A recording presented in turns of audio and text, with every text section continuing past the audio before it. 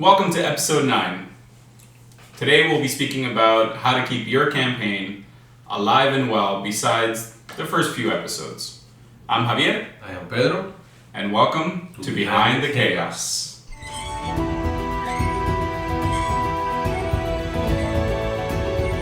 So, episode 9? Episode 9. Let's go. Almost 10. Yeah, usually after 9 comes the 10. Well, some of these podcasts don't last that long. Yeah. But we will, guys. We will. So today's going to be a bit of a fun one. So I think it's a problem that happens a lot of the times, right? We sometimes are super excited. We have our session 0. We create our characters. We kind of make everything... Engaged, everybody's engaged, happy, thrilled. Everyone's just excited to start rolling some dice, right? Yep. But then what I usually notice in my past is that maybe 3, 4, 5 sessions go by and then, people start getting busy, like summer comes along and, people don't want to come anymore or they have different priorities. So I think, let's kind of tackle it from a point of view that what can we do, right? Like, because again, some things are unavoidable. Yeah. You might have a player quit or something like that, right? So we're going to be telling you guys what you can do and what are some of the causes that, cause campaigns to kind of die down a little bit after those first few sessions. Right? Where the hype is high and everybody's excited. Yeah. So like if you had to put the finger on it of like what are some of the causes that might, bring down a campaign, like what would you say are some of those? I think the big one would be scheduling. Yeah. Life happens. There are usually 4 to 5 people trying to schedule around everything else that is happening in their lives to get together and play DnD. Yeah. And usually that becomes one of the main obstacles of making it happen. And just making that 5 or 4 people come together on a regular or just often, right? Yeah, pre-agreed times and schedule, yeah. It is hard, especially because, you can lose so many big players. Let's say you have five people, one is not available to come, you can still proceed with the session, but then you lose 2, and when it comes to, it's just too little. There's a bare minimum, right? There's a bare minimum people that need to come. I think scheduling is the biggest one, the hardest one to overcome, because it is very hard to just to you cannot force somebody else to join if they have different things going on so that have a higher priority than in this session, right? It's time commitment too, right? So it's not just the scheduling part of just like being able to join and being able to be there. You need to be available to be there for 5 hours at least. Right, like typical sessions go for 4 hours, 5 hours, right? Then you have a break, this and that, right? And you could make it a little bit shorter, right? Like you could make it 2-3 hours and try that. But even with that, because you need to drive to the place, join coming together to play, so that you have to take that into account. So usually big cities, 30 minutes at the minimum. So it is hard to just take that time and put it for the session. And then everything else is happening. So I think for me that is. Well, I mean, like again, and life is busy, right? Like for example, everyone has their own stuff, and you have Prime Layers, I have Chaotic Studios. We're doing the podcast together. We run our game.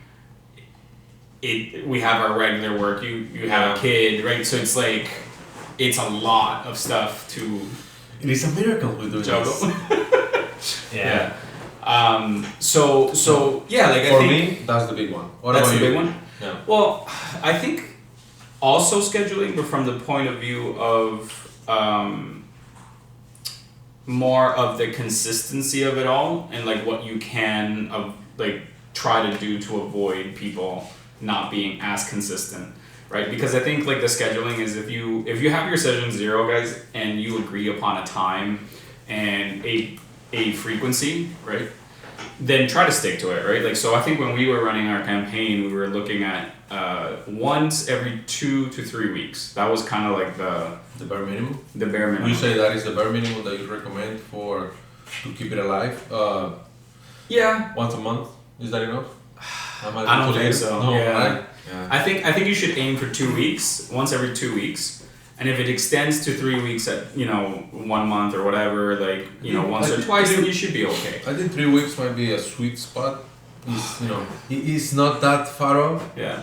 Especially in our case that like it's in we person. Work together. It's in person, so we can like keep following the story and talking about the story while at work and when we see each other. Yeah, you get that. That post game glow. Yeah, but for people that don't get that much FaceTime, maybe 3 weeks is a little far apart. Too far apart. I really loved it when it was weekly. Like when I was a player, like it was a lot, but like it was so much fun because you would be so invested into it that it's like you were waiting for Sunday to come around, go to your buddy's place, and then play, right? So I really like the whole weekly schedule, but it is hard. Like it's extremely hard to keep it going. I think you need to have the right people in their right time of their lives to be able to do that, right? So we ended up running that for 2 years. D&D fanatics. Until someone had a kid, and then life happens. Yeah. But the next big one for me would be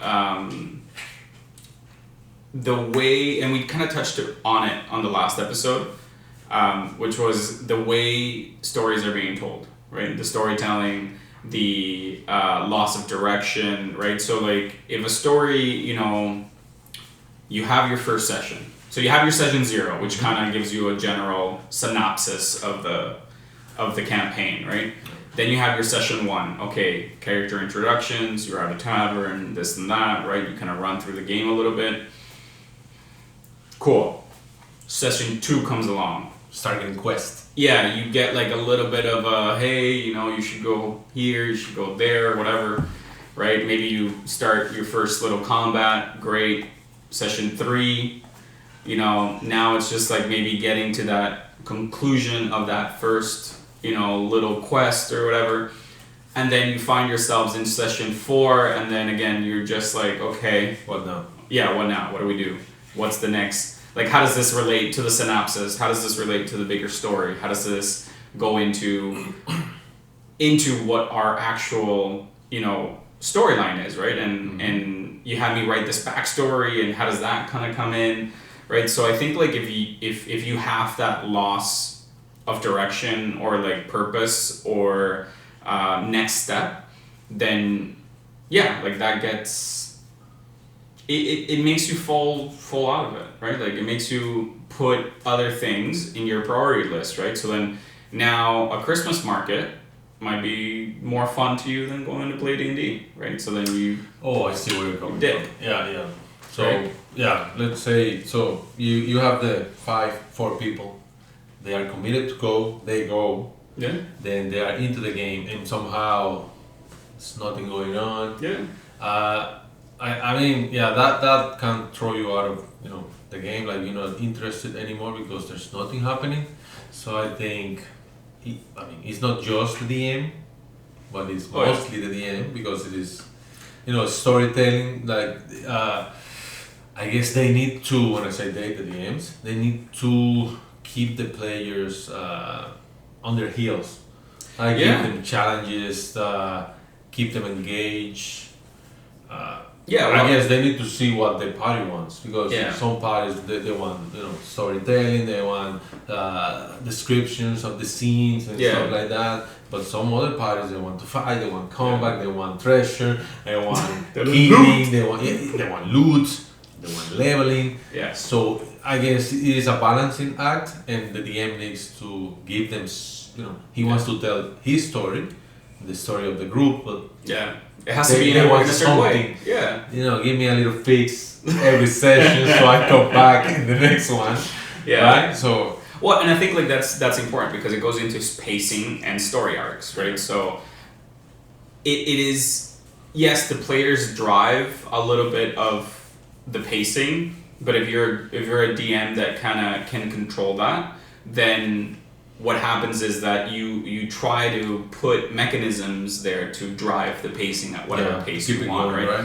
And I think on the last episode you kind of touched a little bit on that, where it was like, well, like, we got back to town and then you were with Elsa or whatever, and you went on that date with Elsa, and now you can have a little bit of a low because you just went through this 3-day or 2-session quest, right? And this and that, yes. But at the same time, it still goes into your story arc. So then now it's like, well, you might not be at an exciting point of your story, but it's still your story and you're developing your character, right? You're becoming more emotionally invested, right? Yeah. So how, like, as a player, how do you personally get emotionally invested? Now that we kind of touched on that subject. So in that case, I think it is the relationships and the interactions that happen in the story. Yeah. We talk about the NPCs. Yeah. So how the NPCs are, and if there's anything going on between an NPC and your character, if there's anything that you can like make into your story or help your story develop. Yeah. Like there's a character that you might just get acquainted with in the story, and then they will help you develop your quest, finish your story, and reach your goals, like the individual goals that each character has, not just the party goals. So I guess those, because then, and I think it happens in our story, is that when those characters become part of your story, they also can become part of the general story, and then something happens to them, you are just going with the flow of the story. You have risks, and you have to take actions to save them or. Well, I think one of the things is, again, it goes with pacing and story arcs and storytelling and how to get your players emotionally invested in it. Was when we did the whole, Elsa got captured and sent somewhere with I forget who else was in that Talbot, not the Goblin. The Talbot guy. So how like that kind of went out. We left that episode or that session, not episode, at a cliffhanger, right? Like it was like you guys got back in town, and it was like you noticed nobody's there, right? Like, or you noticed like Elsa and Toblin and this other person are not there, right? Yeah. And then we shut it down, right? So then it was like, oh shit. Well, yeah, what's gonna happen, right? So like that's kind of like going back to what you said about keeping the players in their heels a little bit of like, well, now there's just this giant hook that wants to make you come back, right? So I think if I had a tip on keeping your players engaged as a DM at least, is build some of those cliffhangers right into your story, even if you end a session maybe 10 minutes early or a little 10 minutes late. Like, try to end it in a way that inspires people to like really come back and talk about it, right? So, which is one of the things I wanted to touch up on. To drive engagement, you also need mechanisms above the table. So what do I mean by that, right? Like, once the game's over and shut down, right? What are you doing to keep the excitement, the momentum, right? And that was one of the things I asked you guys as you guys were all beginners, right, in all this, and I'm like, hey, start a chat, and if we played on Sundays or whatever, I called it Meme Mondays, and then the whole point was for you to send memes on the Monday or the day after or whatever to recap the story and some of the cool things that happened, right? Because again, you always have inside jokes and this and that. So then it was kind of like putting a little bit on the players to just give extra little homework, and then that way you get invested too, right? Like you're excited to talk about what happened to you or what happened to somebody that you thought was funny. You create a meme, you all laugh about it, and then you go from that, right? Yes. I guess just to touch on that point. So comes Monday, people start sending memes, or this happened, whatever happened. Yeah. And then what naturally happened after that is, okay, now where is this going? Yeah. Like what are we gonna do? What are we gonna do in this situation? Like we know we have to go this way. We know we have to fight these people. And then the conversation continue, and then comes the next day. We are there. Okay, now let's actually did we reach an agreement? No. So let's play. Whatever. Yeah. But at least the conversation continue. It's a way to hype the next session. So it's not like you finish and done. Bye. See you next time. Yeah. Just try to continue talking about it and staying engaged. Yeah. In the story.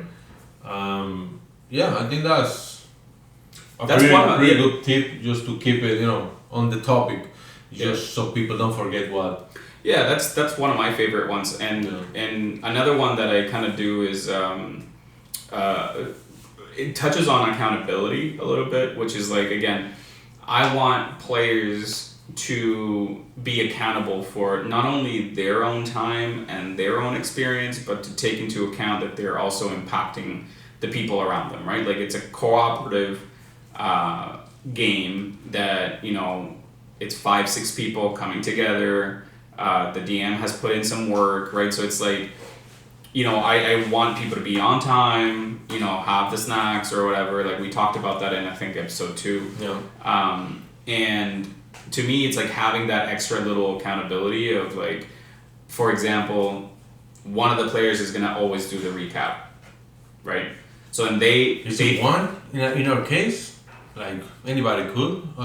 If I remember correctly, it was like, somebody will start talking. This is what happened. This is what. No. Yeah. This is what happened. No, this went like this. Right. You shouldn't know that. So like it was an interaction. Yeah. But what happened is that like as a player, when you know that you're gonna have to be accountable for recapping, you take notes, which invests you into the story. You pay attention. Yeah, you need to pay more attention. You come back with like engage. Yeah, like maybe you're driving to the session and you're like, fuck, Javier's gonna ask us what happened last session, right? So then you start getting into the mindset of like, shit, we're gonna play D&D. It's gonna be great. Like I'm gonna have a lot of fun.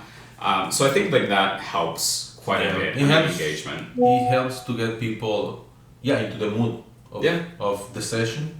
Because in the beginning is everybody is just whatever, having if it is in the morning, just wake up a few hours ago, having a drive. Then you get into you need to be in a certain mood to engage with the others, to just recap and continue from there. Yeah. So just talking about what happened in the previous one gets you in the mood, and even gets you planning on I remember now I was gonna do this, I was gonna do that.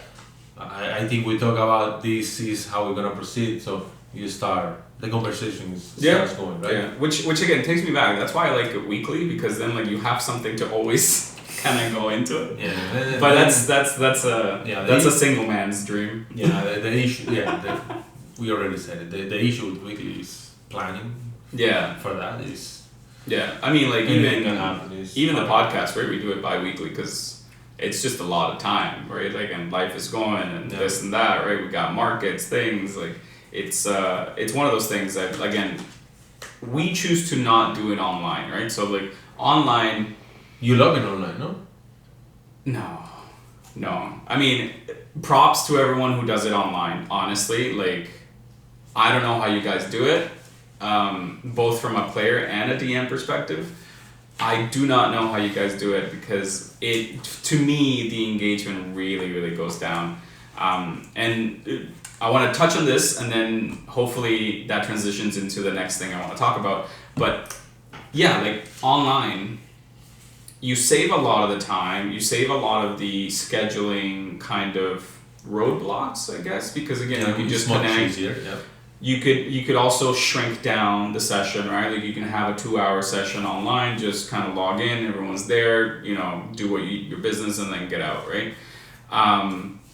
But in person is just so much more engaging. I think like if you guys can have your campaign in person, that investment, like again, you're investing your time, you're investing your effort, you're investing the drive, you're investing you have no choice but to get invested.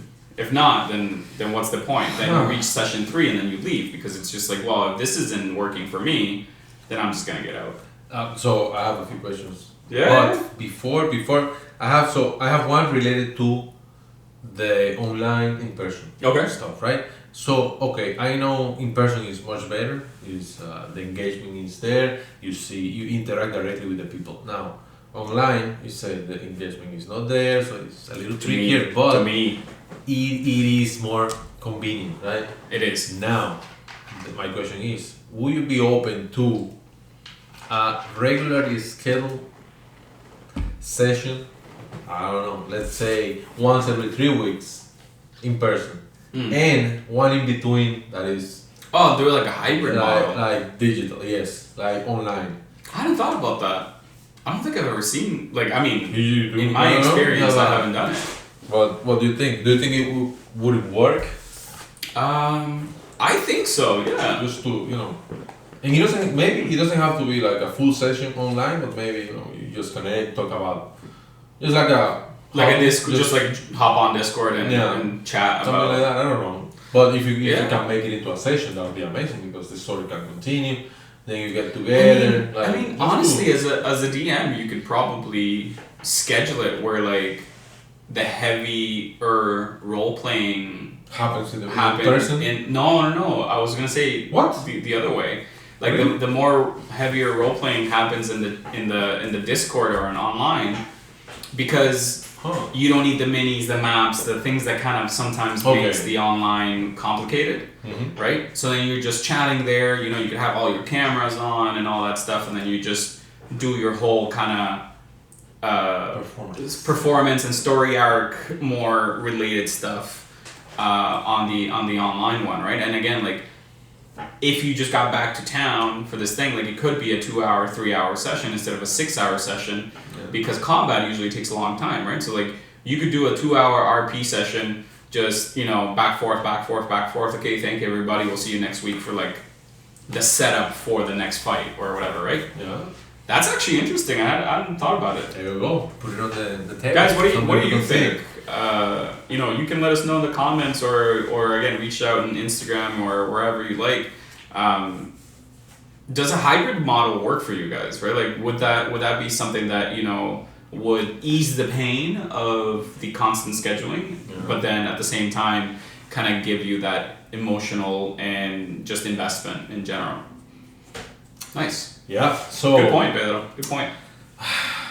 What was the second question? So the other question was related to let's say the campaign is going perfect. Nice. You are session 7 or 8. Nice. The party is leveling okay. They are fighting. Everybody's on their the game is top notch. Yeah. Performing whatever, right? Perfect. Now, let's say you have the story starts to the story becomes a little repetitive, It happens. Quest fight, comes back to town, and the quest go out, comes back, and then it's just repetitive, right?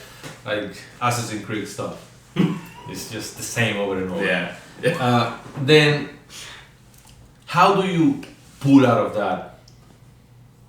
Out of that cycle? Yes, because there's two things I thought about is people will start feeling that it's becoming repetitive, but they don't want to quit because they have they are in session 8, right? Yeah. You have 3, 4... 8 times 6, 32 hours invested in it. Exactly. You have so much time invested and you don't want it to die down, but the interest in the story is starting to lower and lower and lower. Yeah. So as a DM, if you notice that happening, how do you shuffle things? There's a couple of ways to tackle it, right? Like, so again, like, it depends what the reason is, right? So, is it you as the DM being repetitive, like actually being repetitive, or is it that person losing focus, right? So that takes me to one of the things that I wanted to talk about before, which is distractions, right? So like in game or in session, right?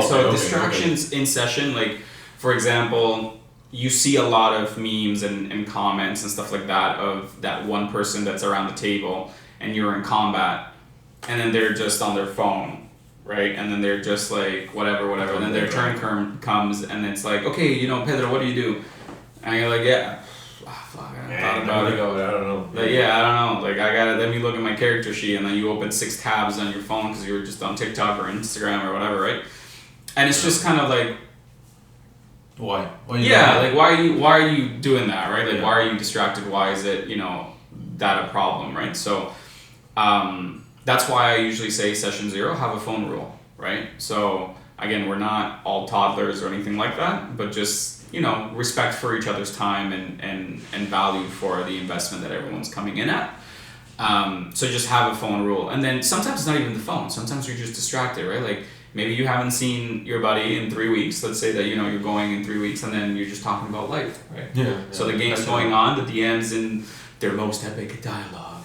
And you're just like, yeah, man, so fuck, my wife, I hate this. Me and my wife went pumpkin patch picking or whatever, right? Yeah. And just catching up. Yeah, and you're just like catching up and stuff, which is all fine, but it's still a distraction, right? So I think like you have to see as a DM, well, what's going on with those distractions?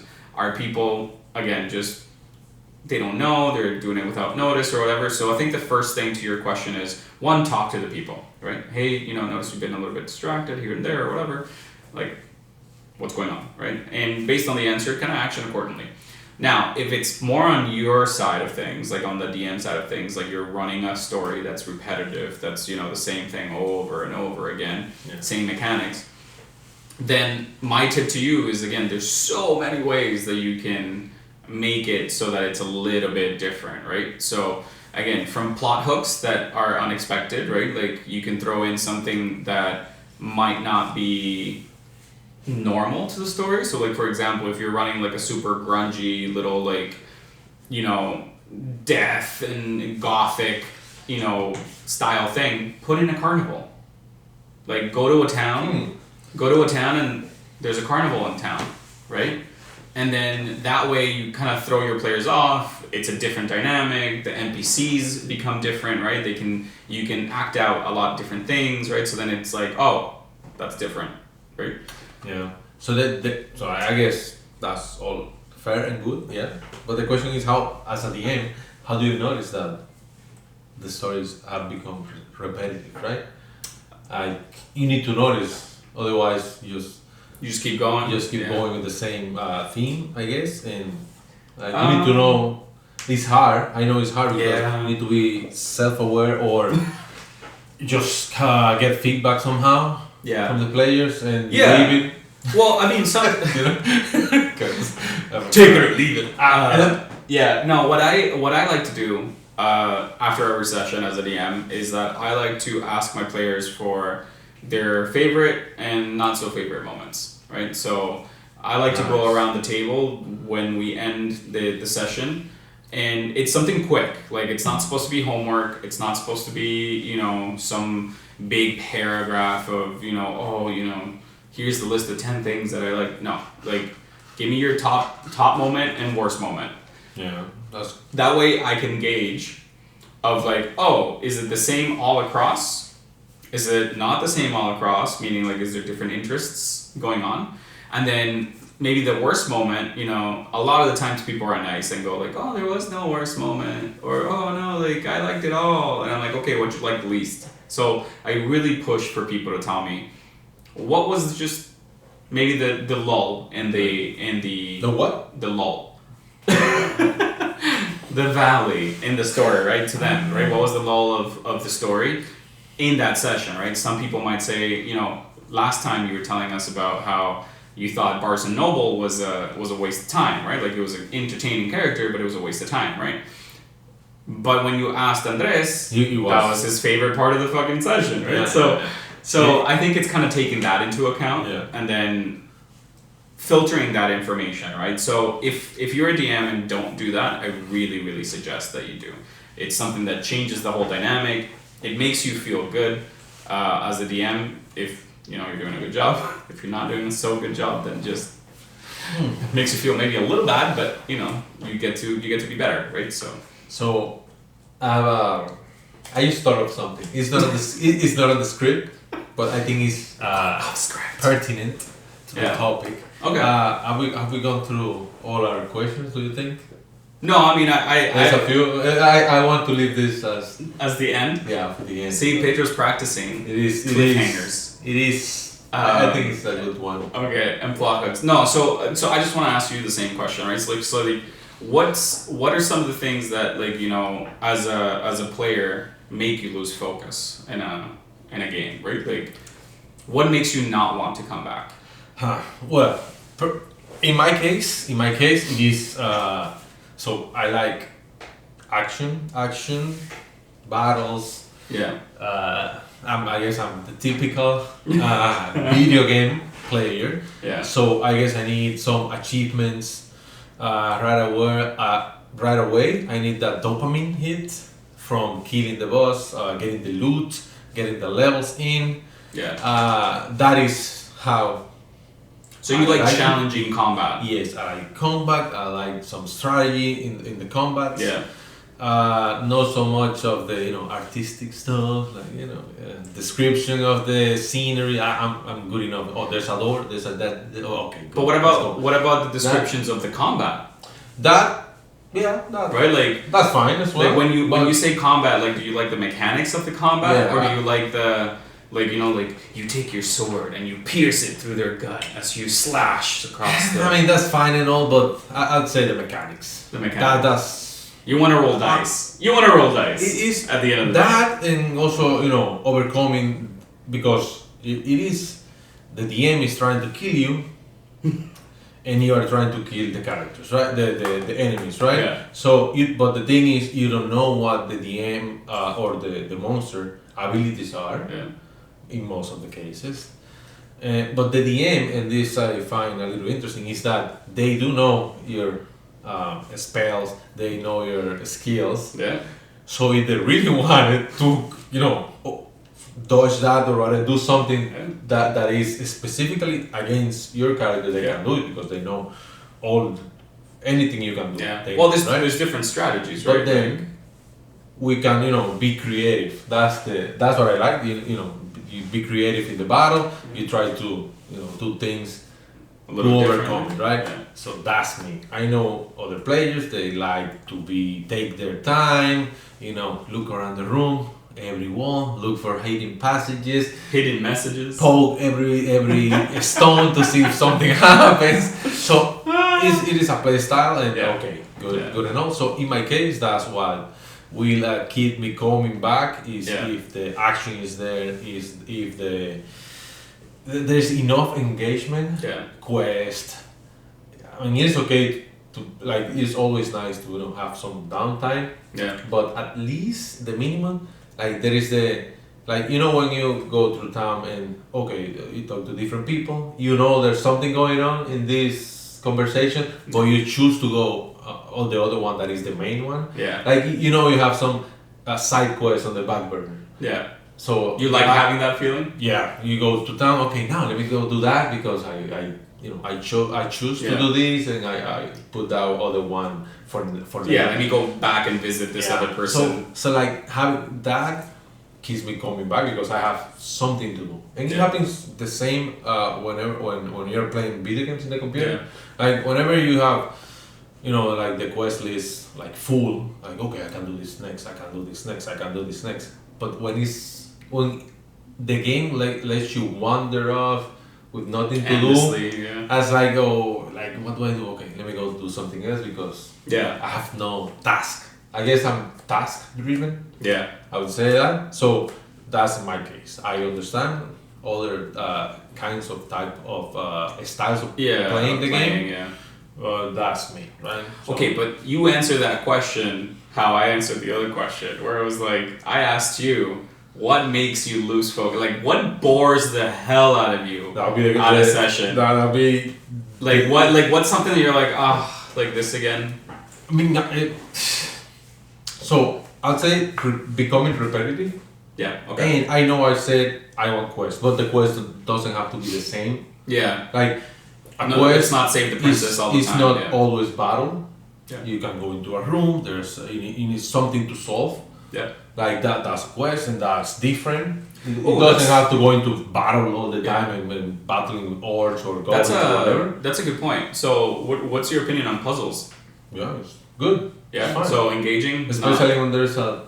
I guess it's in the moment. Is there a reward? No, reward. When there is a, I was gonna say when there is a troll in the party, everybody will be trying to solve it, and this guy is just a charlatan, whatever his character. Yeah. He's just bothering everybody and doing stuff, and maybe that's how he solved the puzzle, just poking around and doing crazy stuff. So it's always good to have that odd character in there, but even though I said. I like to do quests and stuff. Like when it becomes repetitive, what I mean with that is when the quests are the same or of the same general structure. Yeah, you go to town. ABC. There's a guard. Oh, somebody in the forest told me that there's a quest or a ward or a witch or whatever in there. You go kill it, come back. Oh, somebody told me that in the cave there's a wolf. You go kill it, come back. Like put some spicy things into the it. story, right? So that I think that's what I do. But see, like that's interesting because you say that you like the combat, right? Not so much the RP portion of it. But in my opinion, in order for things not to become repetitive, you need to have that RP because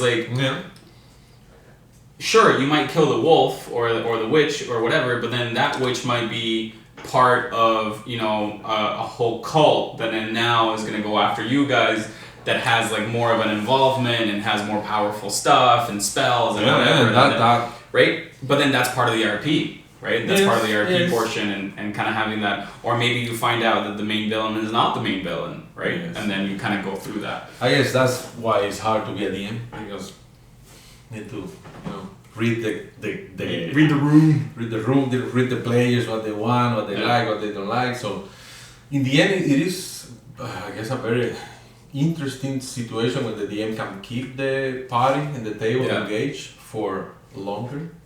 So... Yeah. Now. Yeah. Okay. What's your? My question is the topic is how to keep the campaign alive. Right? Oh God. If you want to kill it. No. So we are the DM and 4 people in the table, right? If one of the characters, players,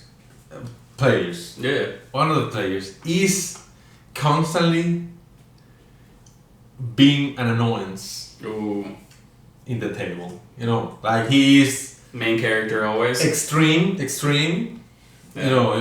can be a main character, but this guy is taking it to extreme. He is distracting. He is doing all the bad things that were supposed to be ironed out in the session 0. Comes in late, doesn't bring any snacks. Don't do that, people. It is just that guy. Now you want to keep the campaign. You start hearing rumors, other players complaining. Oof. Yeah. What do you kick them out or him out? To keep it alive. Yeah. Is one out for the good of the party. Rest. Yeah. So what is your take on that? What is your take on that? So what you do is that you tell them that the campaign's over, and then you find another campaign. And then what? You finish the campaign because of one guy? What? No. I'm saying you lie, and then you just tell them the campaign is finished, but then you just run the same campaign with the other 4 people. Don't do it. Don't fuck with it. That's you go around to avoid kicking him, but you actually kick the guy. No, I would. Okay. I would talk to the person first. Okay. Right? Like first and foremost, like we said before, communication, right? Like have a chat, have a thing. A lot of the times players don't feel comfortable talking about other players in an open environment, like, right? Like it's not going to be like, what the hell? Like, why are you screwing it for everybody else? Like, right? Yeah. But they're very clear to complain to the DM and being like, yo, Pedro's such an asshole. Like, all he does is try to like make weird noises. Yeah, weird noises, and then kill like every NPC that you introduce, and it's like tries to attack everybody. Yeah, he just wants to steal from everybody or whatever, right? So I think like you talk to them first, right? Slide on the prince. Yeah. Or like, everyone brings pizza and then Pedro always forgets, to bring some snack or whatever, right? So that can cause tension and drama, and I think, like you don't want that. That's definitely a session killer, or a campaign killer. But you talk to them first, right? You say, hey, Pedro, I think you've been doing a lot of stuff that's been annoying, some of the party or whatever. I'm just letting you know, if things kind of continue that way, no one's gonna be wanting to play with you. Okay. That's what I would do. First warning, things continue the same. Yeah. Oh no, they improve 2 sessions, and then they go back and worse. Yeah. No, at that point, you just gotta kick them out, right? Wow. It's terrible. It's terrible. You just gotta kick them out because like. No second warning, no, just. Well, I mean, you can have a conversation, but like if it's just kind of like a behavior thing. Then yeah, like but now at this that point, table, like again in session 0 we talked about knowing if that's the table for you. Like there's a table out there for everybody, but this is not your table.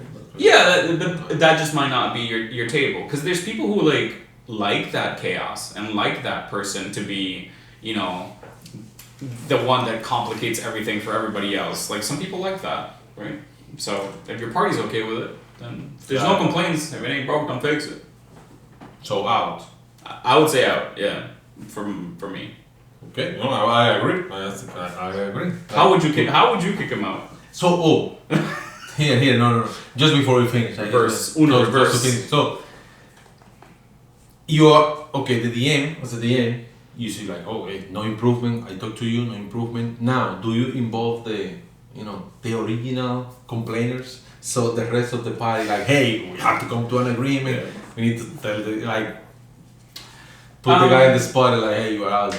I mean, yeah, if everyone's openly complaining to me about it, then I do put accountability of saying like, hey, like, if like, what do you guys want to do about this, right? So you're complaining. I already talked to him. He got better for 2 sessions, then went back to being a shit disturber. What do you guys want to do about it? Like, do you guys want to kick him out? Do you guys want to just shut up and continue? Like, wow. It is a hard situation because it is. What if it is if you are friends outside of the outside of the DnD, and then you kick the guy out? That's it. Yeah. Wow, you guys suck. You kick me out. Yeah. I just wanted to bring that up. Just some spice in the. Yeah, that's hard. That's hard. I mean, it's not easy. It's very uncomfortable. I think when it's like that everyone's super close together and everyone's friends or whatever, the story the sessions will die. Like the campaign will die. Yeah. The other players are gonna start canceling. Then one cancels, the other cancels, the other one cancels. And that's it. Then you kind of go out and that's it, right? And then the next time an opportunity to play all together comes, you kind of just leave that one person out, which can cause a little bit of friction. But I think at that time, if they're not involved since the beginning, then it's a little bit different, right? But that does nice. All this did want me to touch base on one small thing, which is DM burnout. So that's the other thing that I think kills sessions a lot. Again, especially when there's drama and people not being engaged and being on their phones, being distracted. As a DM, you sometimes get very frustrated, and then that frustration goes into burnout, and then we've been talking a lot about how players quit or players are not engaged or players are not this. DMs also go through that, right? Like there's a whole DM burnout that kind of go into it, and so I guess it's a real thing. I guess if you're at the DM, right, and you're trying to create an engaging story, and you don't see the engagement. Yeah, it sucks. Yeah, like. Yeah, so the next time you come, let me find a better group of players and. Well, not even that. Like like at some point you just kind of half-ass the story, right? Like if they're not engaged, then why should you be engaged, right? Yeah. So it can go into a lot of burnout. Again, like a quick burnout. So sometimes what you would happen to see is that if the involvement is not there on the players, or the investment is not there on the players, then the DM progressively just kind of gets lazier and lazier, or less engaging, and then it just feeds into the cycle, and then it dies, right? So I guess my tip for you guys out there is DMs. Keep your head above the water, man. It's a tough job. It's a tough thing, but like you remember that you're doing it because you want to do it, and have the conversation. Like if your players aren't being engaged, like we just said, maybe that's just not your table. And that's okay. Like there's no harm, no foul. And then for the players, like again, respect your DM, man. Like they do a lot of work. Show appreciation. Show appreciation. Yeah. Show up, be engaged. Do what the person's ask, right? Like if you have a little bit of homework, do your homework. Like it usually doesn't take more than 10 minutes to come up with maybe an NPC that will help your character background story, right? Yeah, especially with ChatGPT now. Yeah. Easy. Yeah, so help each other out there, and maybe DM burnout is something that we talk about soon. It's a very lengthy topic that might be good to talk about, because it happens, and it can happen in 2 sessions, 5 sessions, 10 sessions, a year. Welcome to Behind the Therapy. Yeah. Therapy. The DM edition. So. With that, guys, Pedro, give me your 3 tips to keep a session alive. Be engaged.